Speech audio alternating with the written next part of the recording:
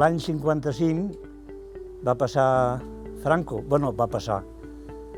va dir que volia fer la travessia de Boí cap al pla cap a Aigües de Tortes, cap al Llong, portar-lo d'Espot i cap a Espot.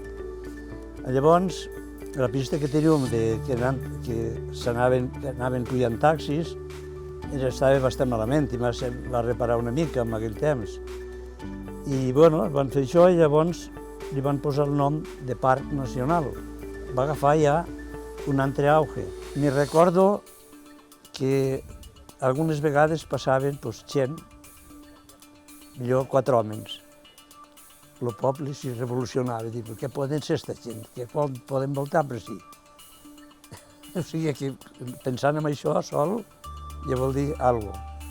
Claro, no hi era cap botiga ni hi era res, ni voltar aquesta gent per si. I la canalla seguim tot. I quan van arribar 2 o 3 en bicicleta, semblava ja... En certa part mos agradava. Quan ja vam començar a veure que la cosa ja s'evolucionava, ja mos començava a agradar, ja parlàvem, així com d'aquelles vegades mos amagàvem.